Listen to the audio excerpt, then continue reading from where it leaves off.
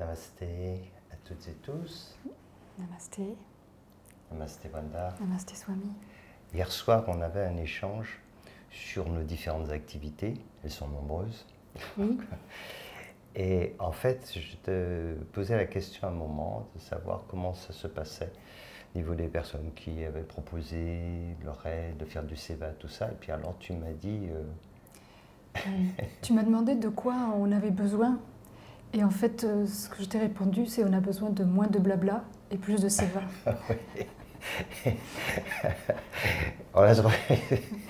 Alors on a développé un peu et en fait, on s'est rendu compte que c'était vraiment très important de clarifier cela, d'où l'idée de cette vidéo, parce qu'il y a de vraies confusions. Absolument.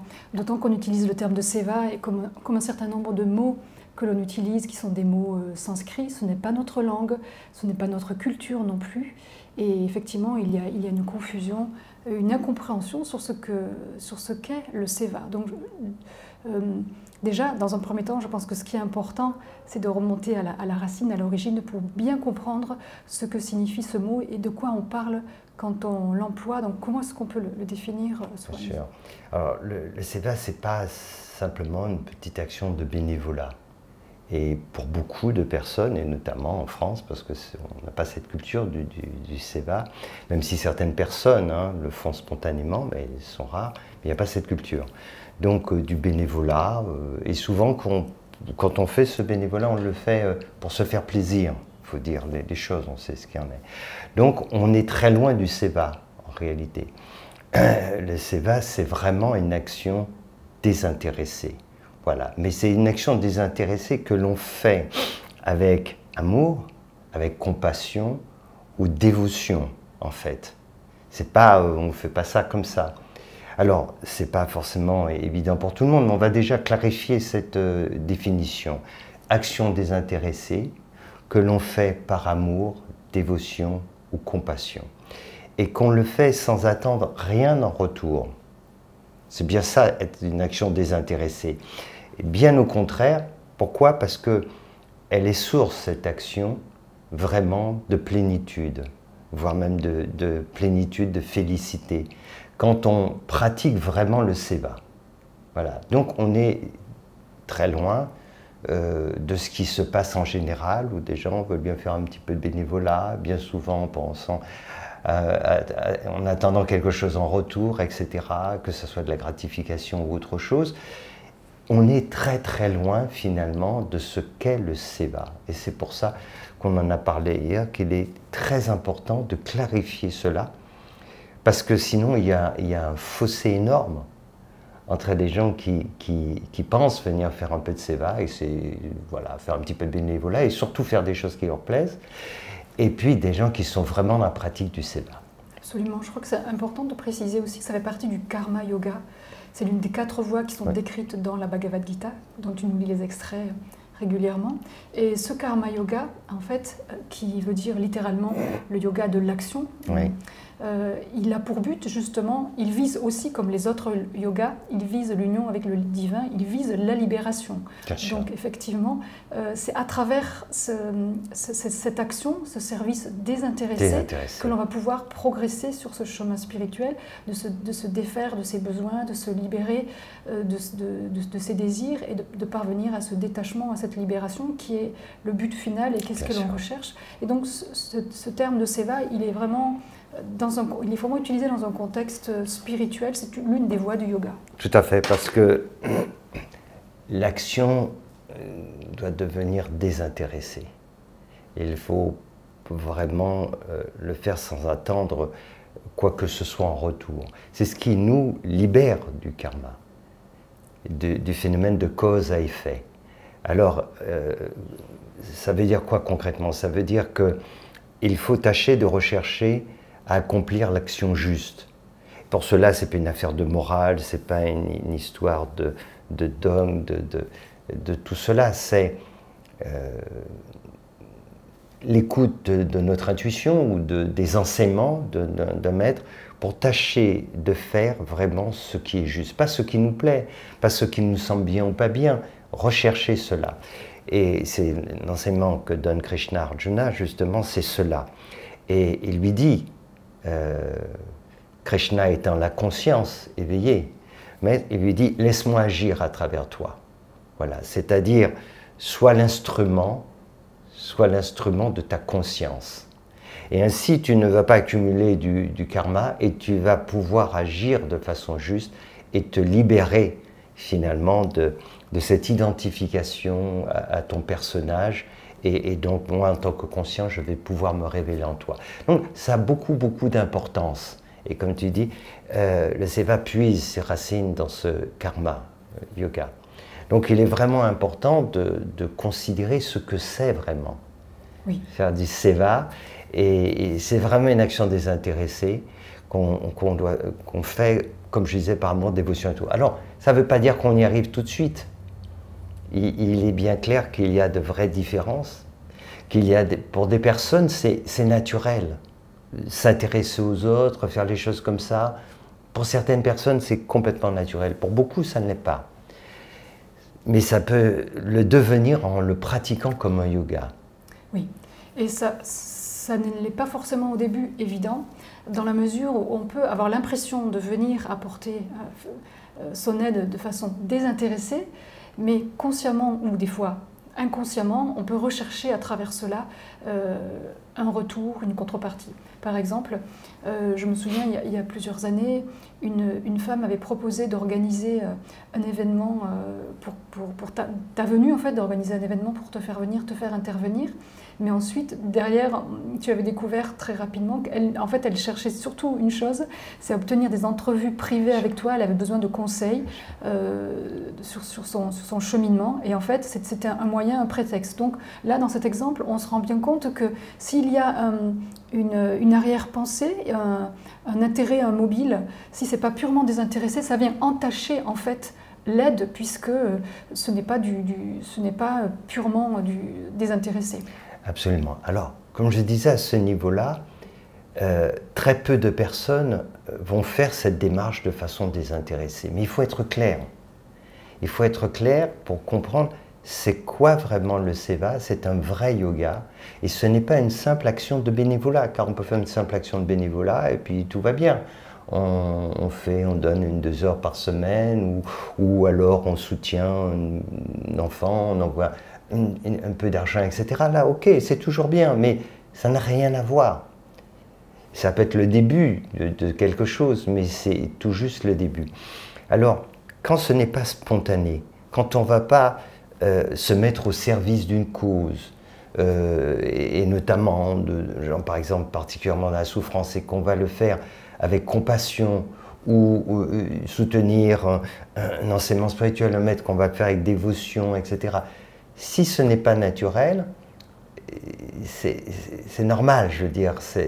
Pour la plupart des personnes, ça ne va pas se faire ainsi dès le départ. Mais il est important de comprendre qu'avec la pratique, cela devra se développer. Mais il faut bien être lucide que de là où on part. Oui. Voilà, et de se dire, est-ce que je fais quelque chose pour en attendre quelque chose, ou alors je le fais parce que c'est une pratique qui va me permettre de me libérer de mon ego et donc de m'élever en conscience.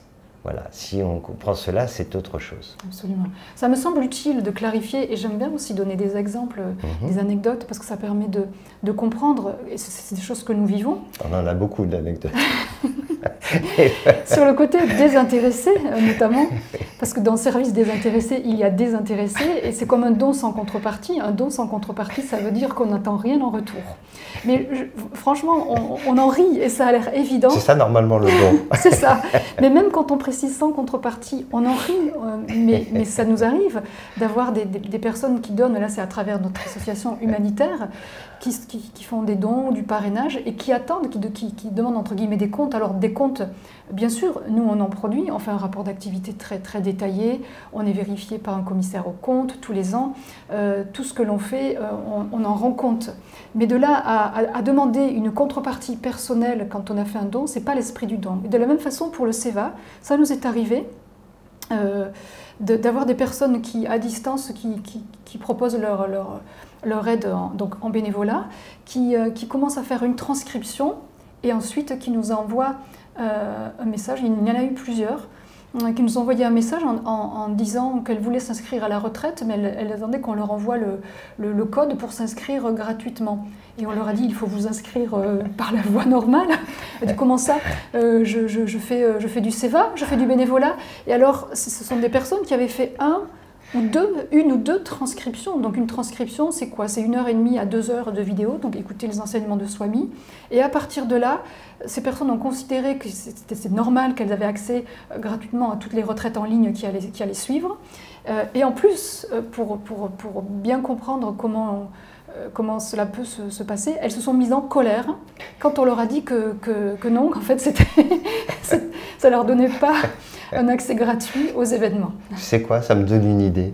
Quand je t'écoute comme ça, ça m'intéresse. Ça me donne une idée. Je me dis que je pourrais demander à toutes les personnes qui regardent toutes mes vidéos de m'inviter chez elles pour que je puisse passer une semaine. Mais c'est une mauvaise idée parce qu'on va me demander tellement de choses en retour. Tu serais invité.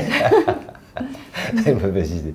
Non, non, souris, il faut blaguer parce que derrière tout ça, notre approche, le propos, c'est pas de stigmatiser, c'est pas de voilà, des remises en cause personnelles, mais c'est d'aider à cette prise de conscience. C'est vraiment essentiel de comprendre cela. Ce que Brenda vient de dire, le don, c'est le don. Un vrai don, il devrait être désintéressé. Donc, quand on fait quelque chose et vraiment en attendant là, très consciemment quelque chose en retour, c'est pas du don, c'est de l'investissement. Et parfois, on le fait, mais sans s'en rendre compte, de façon inconsciente. C'est subtil.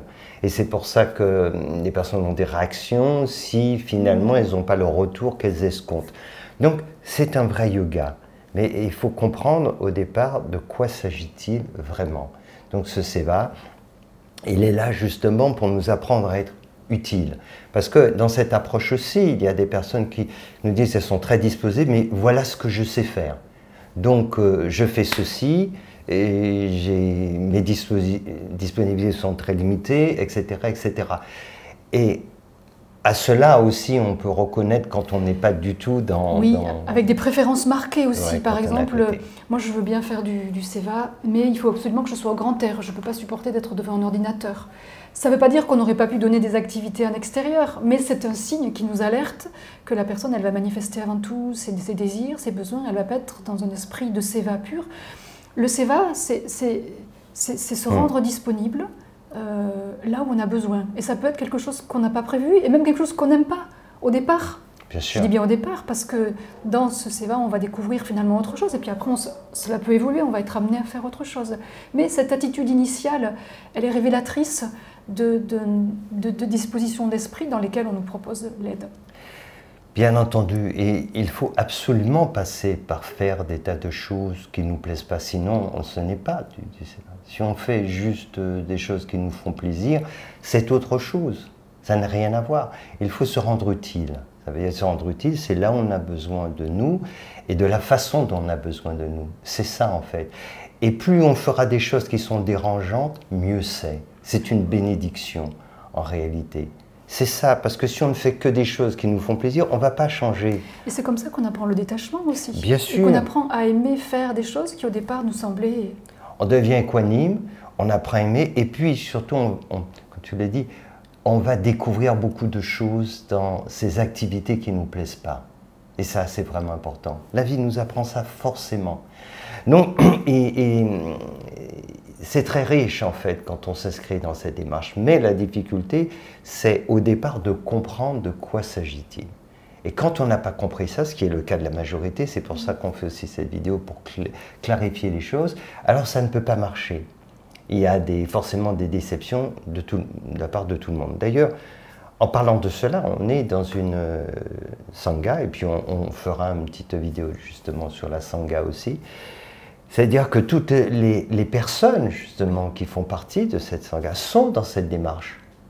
Celles qui sont aujourd'hui sont dans cette démarche et sont entrées de cette façon, par le seva. Voilà, et toutes, c'est ainsi. Et ça, c'est vraiment quelque chose d'important à soulever parce que ça ne marche pas. Et c'est encore plus important quand il s'agit de la Sangha, on en parlera tout à l'heure. Et j'ai noté 2-3 choses parce que ça permet de, justement, comme on en parlait sur le Seva, de clarifier, voilà. Et il disait, plus on exprime ses besoins, moins on est disponible pour s'occuper de ceux des autres. Ça aussi, c'est très important. Parce que pour beaucoup de personnes, comme je disais, on vient surtout pour tâcher d'assouvir des besoins, etc. Et ça ne marche pas, mais tu en parleras tout à l'heure sur cet aspect de confusion, notamment avec les thérapies, etc. Oui. Alors, plus on exprime ses besoins, moins on est disponible pour s'occuper de ceux des autres, et notamment pour être au service de la communauté et d'aider l'enseignant spirituel à accomplir sa mission. Voilà. Et ça, c'est particulièrement le rôle de la Sangha, et on en parlera après. On reconnaît une personne qui n'est clairement pas dans le Seva, alors de différentes façons. Là aussi, c'est important pour les gens de se reconnaître. Nous, on le voit assez facilement, mais pour comprendre. D'abord, ce sont des personnes qui expriment régulièrement leurs besoins. Souvent, dès le départ, j'ai besoin de ceci, j'ai besoin de cela. Comme tu dis, j'ai besoin du grand air, j'ai besoin de ceci, j'ai besoin de cela, j'ai besoin de jardiner, j'ai besoin de peindre, j'ai besoin de ceci, etc. Exprimer ces choses-là. Voilà. Ce qui est important, c'est plutôt s'intéresser aux besoins du collectif de ceci. Ce sont aussi des personnes qui mettent beaucoup de limites dans l'aide à apporter. Or, des limites en temps, en activité, en moments disponibles, et généralement, il y a beaucoup de complications. Tu sais ce que c'est, hein? Tu as l'expérience. Et puis, aussi, ce sont des engagements qui ne durent pas très longtemps. Souvent, c'est des engagements voilà, qui se font, voilà, et après quelques temps, ça s'étiole. Voilà. Donc, un petit point là-dessus, pour poursuivre, les personnes qui souhaitent faire partie d'une communauté, ou plus encore faire partie d'une Sangha, si elles ne sont pas clairement dans le Seva, alors, c'est important, elles deviennent le centre de gravité, en fait. Et ça, c'est important de le noter. Elles deviennent le centre de gravité, je disais, au sens propre comme au figuré, parce qu'il y a de la gravité dans l'air. Et non pas par les services qu'elles apportent, mais par les nombreux besoins et attentes qu'elles manifestent, mais aussi les problèmes qu'elles apportent et le temps qu'il faut consacrer. C'est exactement ce qui se passe, tu le sais bien, mais c'est ça. Les gens qui sont vraiment dans le Seva apportent, en fait. Alors, je marquais, les personnes qui sont vraiment dans le Seva aident à résoudre les problèmes, font gagner du temps aux uns et aux autres, aident l'enseignant spirituel à se concentrer sur sa mission et contribuent à renforcer la concorde de la communauté. De l'importance quand on est vraiment dedans. Elles donnent le meilleur d'elles-mêmes, quelles que soient les tâches qui leur sont attribuées. C'est en étant pleinement dans le Seva, auprès d'un maître, que l'on reçoit les enseignements spirituels les plus précieux. Tu le sais bien. Oui. Et dans le Seva, tu en as une bonne expérience. Et pour faire les choses qui ne te plaisent pas, la vie t'a gâté. Là où tous les gens dans le bénévolat se disent j'aime aller sur le terrain, évidemment, c'est mieux, hein, c'est plus gratifiant de rencontrer les gens, d'aider, d'avoir un contact direct, de donner à manger et tout, mais s'occuper de l'administratif, la comptabilité, tous les problèmes à résoudre derrière, c'est moins gratifiant, mais c'est tellement important. Et ça, tu le fais depuis des années et des années. Et on a d'autres personnes qui font, heureusement, tout ce travail qui est important et qui le font vraiment en cœur, en conscience, ils le font avec dévouement, voire dévotion, heureusement. Oui, par rapport à ce que tu viens de dire, c'est vrai que je me suis demandé depuis très jeune pourquoi la comptabilité me poursuivait à ce point-là, qu'on me sollicitait là-dessus alors que je n'ai pas du tout le profil. J'ai un profil littéraire, j'aime parler des langues étrangères, j'aime écrire, j'aime tout ce qui est littéraire. Mais alors, la compta, c'est une langue étrangère. Hein. Oui, plus maintenant. En tout cas pour moi. plus maintenant pour moi. Et en fait, je me suis rendu compte, et une petite anecdote qui est assez drôle d'ailleurs, un jour pour dire à quel point ça m'a poursuivi et hanté. une fois une dame qui proposait ses services bénévolement pour Cœur et Conscience, c'était il y a une bonne dizaine d'années, plus que ça même. Elle proposait ses services en bénévolat pour Cœur et Conscience, et quand j'ai vu son CV, j'étais contente. Elle était comptable, expert comptable.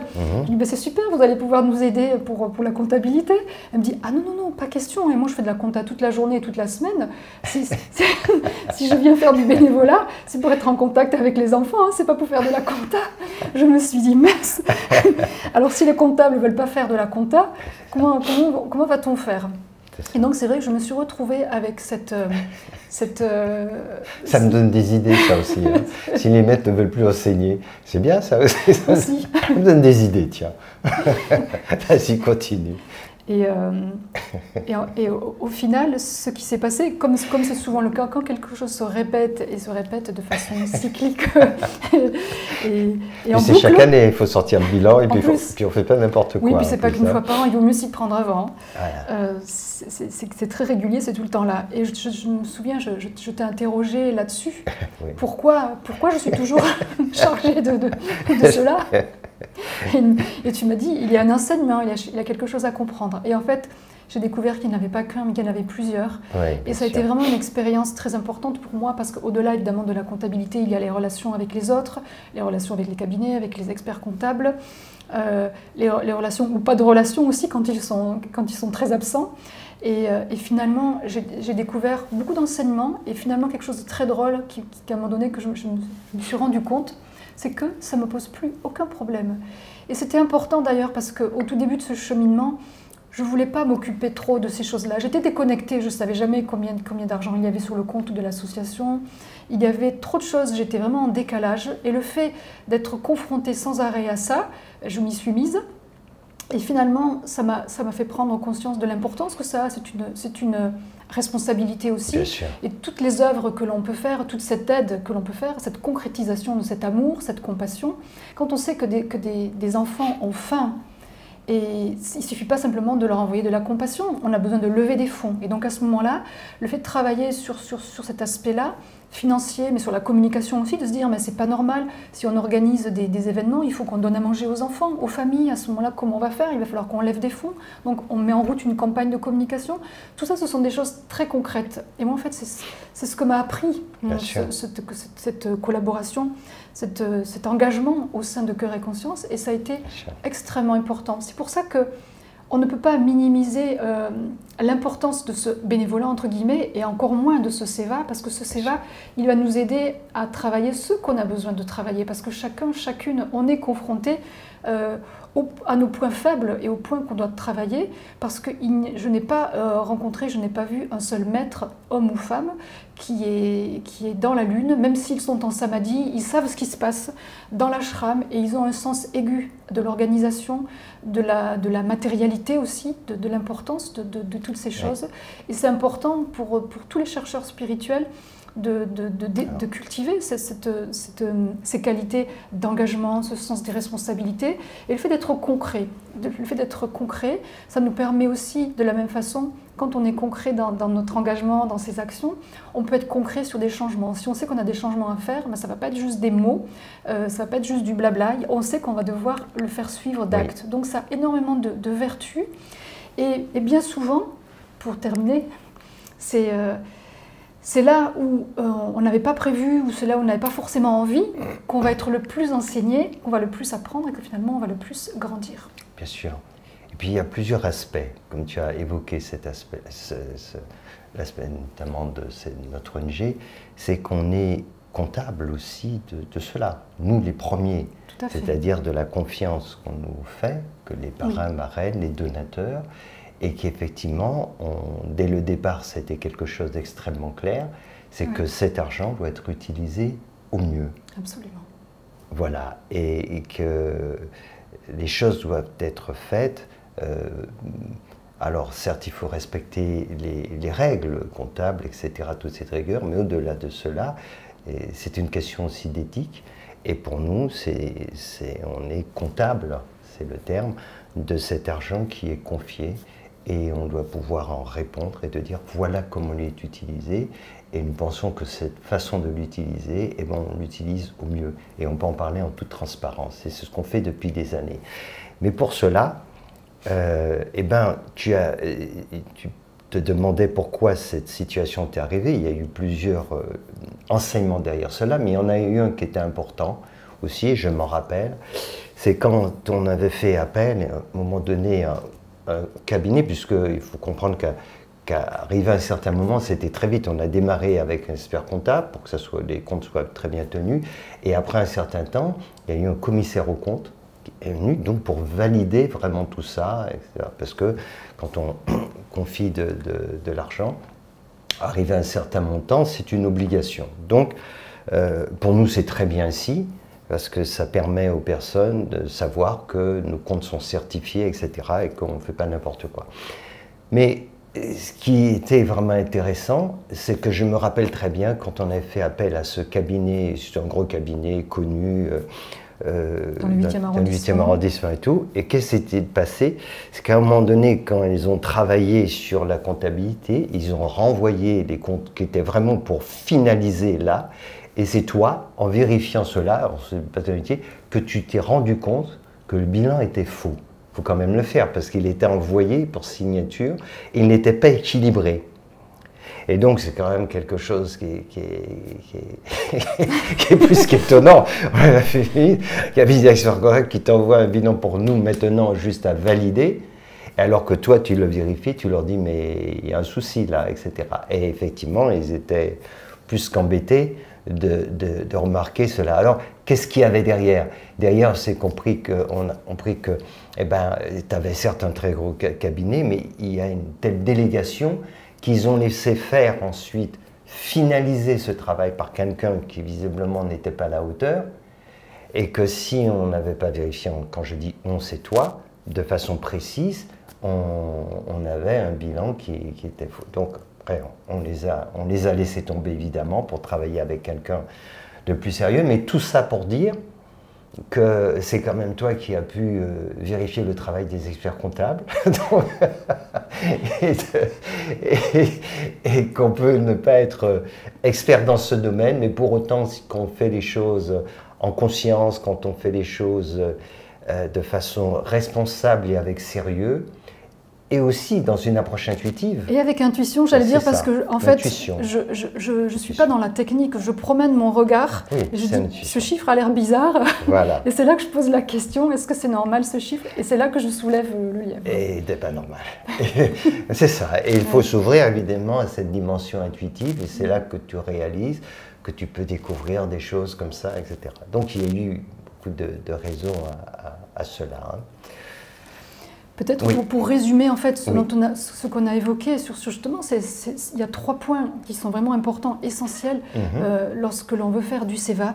C'est d'avoir conscience que c'est vraiment un service désintéressé. Donc un service, qui dit un service, ça veut dire que c'est pas une thérapie, c'est pas, on vient pas chercher quelque chose à travers cela, mais on vient vraiment se concentrer sur cette action, cette tâche, ce service que l'on va rendre, qui est avant tout un service pour soi, qui va être source d'enseignement, mais qui est un service que l'on rend à l'organisation, que ce soit une ONG ou que ce soit l'organisation de l'enseignant spirituel.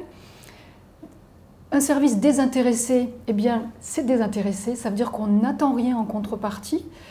Ça ne veut pas dire qu'on ne va rien recevoir en contrepartie, mais ce n'est pas une exigence qui est posée, ce n'est pas une attente, ce n'est pas quelque chose qui est là en arrière-plan. On le fait pour... on le fait par amour, on le fait par générosité, par solidarité, on le fait dans cet état d'esprit. Et si on le fait dans cet état d'esprit, c'est là qu'on va recevoir et vraiment être enseigné. Et puis, un 3e point aussi, ce dont on a parlé, c'est l'importance d'être ouvert, de faire preuve d'une capacité d'adaptation, de flexibilité. On peut démarrer le SEVA avec quelque chose qui est totalement à l'opposé de ce que l'on pensait faire, et puis ensuite aller plus vers son domaine de compétences. Mais cela fait partie du jeu. C'est vraiment important d'avoir cette ouverture d'esprit, cette flexibilité et de cette capacité d'adaptation aussi. Ça fait travailler aussi cette souplesse intérieure, voire se lâcher prise aussi. Alors ce qui peut aider, pour des personnes qui ont vraiment envie de faire cette expérience. C'est-à-dire, comme tu l'as expliqué, ça vient du karma yoga. Donc, c'est réaliser que c'est un vrai yoga, c'est un travail qui nous aide à nous élever en conscience. Et c'est sans doute un des plus puissants et des plus merveilleux yogas, c'est le Seva. Et tous les enseignants spirituels le disent. Quel que soit ce que les gens font, s'il y a des personnes qui sont vraiment engagées dans cette voie, ils leur disent c'est la meilleure voie. Même si tu ne fais pas ceci ou cela, reste dedans. Parce que s'intéresser aux autres, c'est la meilleure façon d'oublier son petit ego. Et de le faire avec compassion, avec dévotion et tout, ça fait justement grandir ces qualités inhérentes à notre conscience. Et donner des exemples tout à l'heure, je donnais un justement, on est allé plusieurs fois en Inde, et on a vu d'ailleurs récemment avec toute la Sangha, un petit reportage sur un enseignant spirituel. Et il y a des gens qui témoignaient, qui parlaient de cela. Alors ça c'est vraiment très intéressant parce que on voit par exemple des personnes qui vont chercher à faire du Seva, on l'a vu notamment, c'est auprès de Sai Baba. Et en fait, c'est pas évident parce qu'il y a énormément de gens qui font ces demandes, donc ils ne sont pas tous sélectionnés. Et quand ils sont sélectionnés, ils sont heureux. Alors, il faut voir le contexte.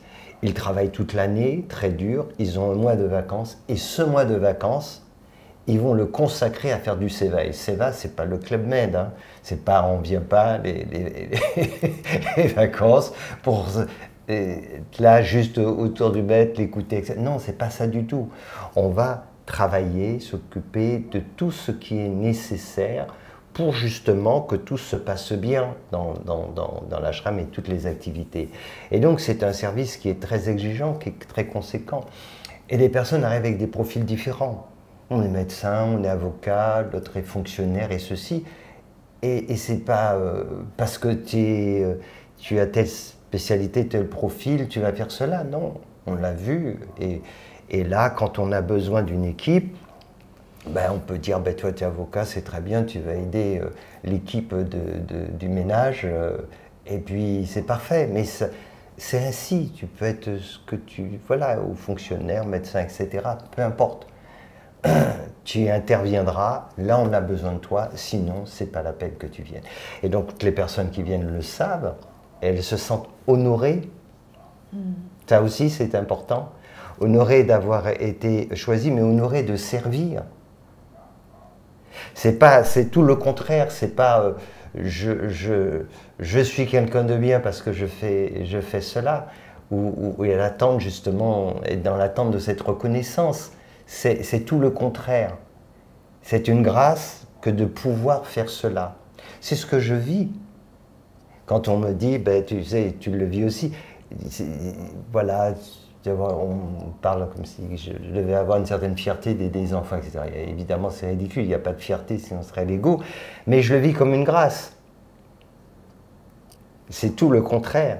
C'est une grâce que de pouvoir apporter cette aide, ce soutien, que ça soit dans l'enseignement, dans l'humanitaire, c'est une grâce. Donc je remercie tous les jours de pouvoir faire cela. Eh bien, les gens qui sont vraiment dans le Seva, ils réalisent pour eux que c'est une grâce que de pouvoir aider, peu importe la façon. Et ça fait un monde donc de différence. Voilà. Donc j'espère qu'avec toutes ces explications, cet échange qu'on a eu, ça va permettre aux uns aux autres de mieux comprendre finalement ce qu'est le Seva. Si on est fait pour cela, même si on n'est pas pleinement dans ça au départ, mais si on se rapproche de personnes qui sont, elles, vraiment dans ce Seva, ça peut nous aider à en comprendre l'esprit et y aller dans ce sens et ensuite, finalement, vivre cette extraordinaire expérience du Seva. Et vous pouvez, en commentaire de cette vidéo, nous dire comment vous l'avez compris et ce que vous en percevez après toutes ces explications, cette clarification. Merci Swami. Et pour rappeler le titre, alors, tu disais ? Moins de blabla, plus de Seva.